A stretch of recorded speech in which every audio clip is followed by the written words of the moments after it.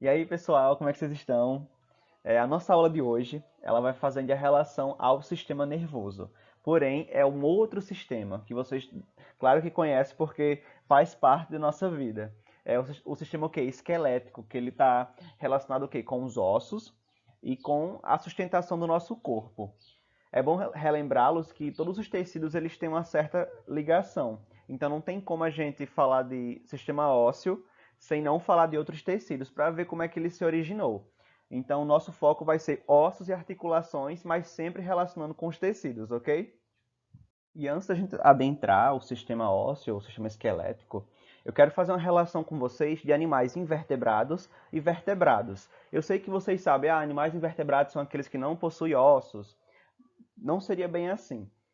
De certo modo, eles não possuem. Porém, a questão aqui é que eles não têm uma coluna vertebral, ou seja, um eixo de sustentação como nós, vertebrados, temos. Na maioria dos insetos, por exemplo, eles têm o quê? A quitina, que ela permite essa sustentação e proteção desse animal. Então, os animais vertebrados, eles acabam sendo classificados dentro dessa perspectiva, que possui o quê? Uma medula espinhal e uma coluna vertebral que está o quê? Composta de diversas vértebras. Então, lembre-se disso, tá bom? Mas afinal, o que seriam esses ossos? É bom a gente lembrar que eles são estruturas rígidas de formas variadas. A gente vai encontrar ossos longos, curtos, irregulares e que vão apresentar o quê? Mesma origem e funções, em conjunto com a cartilagem, que é um tecido que vai estar auxiliando o sistema ósseo. E eles vão formar o quê? O esqueleto de nós, animais vertebrados. Então vamos lá. É composto de ossos e cartilagens, né? O nosso sistema esquelético. Ele é uma forma que especializada de tecido conjuntivo, cuja principal característica é o que? A mineralização do cálcio. A gente, ao longo da nosso desenvolvimento embrionário, desde que a gente está sendo gerado até a fase bebê, jovem, adulto, a gente vai se alimentando de determinadas substâncias, né, moléculas, que elas vão dar o quê? Certos nutrientes que precisamos. Um deles é o cálcio, que ele vai acabar o quê? Fazendo com que nossos ossos fiquem mais rígidos. Sem ele, a gente não teria. Então, a principal fonte desse cálcio vem do leite materno. Aí também, ó, eles são órgãos esbranquiçados e extremamente duros. Vocês vão perceber isso. Mas a pergunta que eu faço a vocês, os ossos, eles são formados mesmo por várias ou diferentes tecidos? Vamos relembrar a organização dos tecidos que os organismos possuem. Foi o quê? Tema da nossa primeira aula. A gente vai ter tecidos epiteliais, que são o quê? Tecidos da pele. Tecidos nervosos, que compõem o quê? O sistema nervoso. Tecido conjuntivo, que a gente pode destacar o tecido ósseo, que ele vai vir justamente daí. Aí vai ter o tecido cartilaginoso. Por exemplo, o nosso nariz, ele não é formado de ossos. A gente tem o nosso crânio.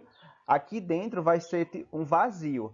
A cartilagem nada mais é que essa pele, mas ela é mais resistente e ela dá movimento. Vocês conseguem mover facilmente seu nariz.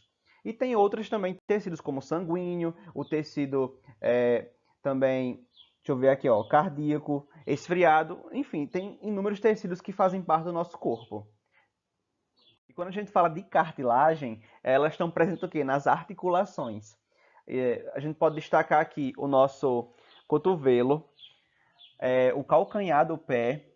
Aqui na nossa mão a gente vai ter vários ossos, alguns pequenos e outros maiores, e que eles fazem total ligação para a gente ter o movimento da mão, como também cartilagem nos joelhos. Então vocês podem perceber que elas estão o quê? Presentes em pontos de movimento, onde vai ter o quê? Articulação. Além da sustentação que os ossos nos permitem durante o dia a dia, outras funções do esqueleto estão relacionadas com a proteção dos órgãos vitais. O que é que a gente encontra na nossa caixa torácica? Os pulmões. Então, eles estão protegidos pelas vértebras e pela coluna vertebral. Então, a gente tem vários órgãos que vão estar dispostos dentro do nosso corpo e que eles vão estar sendo protegidos por essa o quê? Essa barreira de ossos, para se dizer assim.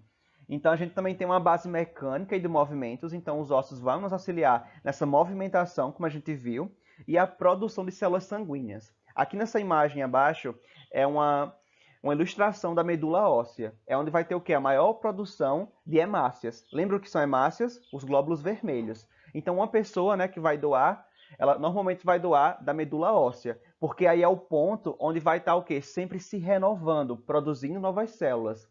Então, lembre-se disso. O osso vai estar relacionado com a sustentação, com a proteção de órgãos, com a base mecânica de movimento e principalmente com a produção de células sanguíneas. Mas e aí? Faço uma pergunta para vocês. Quantos ossos a gente tem? Um adulto, ele tem cerca de 206 ossos. Se você pegar um bebê, ele vai ter bem mais que isso. Ele vai ter cerca de 300 ossos ou mais. Por que isso? Normalmente, quando o bebê nasce, os seus ossos ainda estão moles. Então, eles vão ser o quê? Ainda enrijecidos através do leite materno. Então, alguns desses ossos serão o quê? Fundidos ao longo do seu desenvolvimento. A gente pode destacar como esses ossos, eles longos, curtos, planos e irregulares. E aqui tem aliás, uma numeração desses ossos que a gente pode estar entendendo. De ossos cranianos, a gente possui 8, ossos faciais, 14, na orelha a gente tem 3 ossos, no pescoço, 8, tórax, 44, abdômen, 7, membros superiores, 62 e membros inferiores, 60, totalizando o quê? 206 ossos. Então é osso, a gente tem bastante osso, na verdade. E na classificação desses ossos, a gente pode encontrar o esqueleto axial e o esqueleto apendicular. Aí como são distribuídos eles pelo corpo? O axial ele vai consistir nos ossos da cabeça, do pescoço e do tronco, como vocês podem ver nessa imagem, que está em azul. Você tem a cabeça, o pescoço e o tronco. Então, essa aqui é o esqueleto axial. Já o esqueleto apendicular, a gente vai ter o quê? Os ossos dos membros. Então, braços, pernas e a pelvis, que faz essa ligação com os ossos da perna. A gente vai ter também os ossos do crânio. Nessa imagem, que é um plano lateral, né, vocês podem ver, o crânio em si está no formato ao lado, e vocês conseguem perceber alguns ossos. A gente vai ter o osso frontal, aqui, ó, o osso parietal, aqui nessa região, o osso nasal, você vai ter só o osso, mas o que vai cobrir esse osso em si é a cartilagem, como eu falei, e o que vai dar o movimento é o tecido cartilaginoso. Então você vai ter o osso lacrimal, onde estão os nossos olhos, o osso maxila, que é essa região aqui, o osso zigomático, aqui, ó, onde seriam nossas bochechas, o osso mandibular, nossa mandíbula, o osso esfenoide, que a gente pode constatar aqui, ó. Aí o osso temporal, que ele é mais aqui abaixo, o osso occipital, nessa região aqui de trás, e todos esses que eu citei formam os ossos do crânio. Além disso, a gente também vai ter os ossos do tronco, que a gente pode destacar aqui na coluna vertebral, cervical, torácico, lombar e o sacro coxígeo. Então você tem aí 4 tipos de ossos presentes, e eles são assim extremamente responsáveis, tanto para movimentação quanto para sustentação. É importante destacar que a nossa coluna vertebral ela é o eixo que vai conectar todo o nosso corpo. Então, a ligação, a conexão, as informações, elas vão estar ligadas também ao sistema nervoso central. Lembra o sistema nervoso central na região da cabeça, onde está o cérebro? Se você tiver algum impacto nessa região, por exemplo, entre a torácica e a lombar, você pode vir a ficar o quê? Sem movimentação. Normalmente uma pessoa que ela se acidenta, seja um acidente de carro, de moto, que ela fratura essa região, ela pode ter inicialmente uma lesão parcial, do qual ela vai se recuperar, ou uma lesão assim total, no qual ela não vai poder mais se movimentar, tendo que fazer uso de cadeira de rodas ou de um tratamento com fisioterapeuta para que no futuro ela possa voltar a andar. Então é uma região hipersensível e que tem inúmeras vértebras que vai estar se conectando.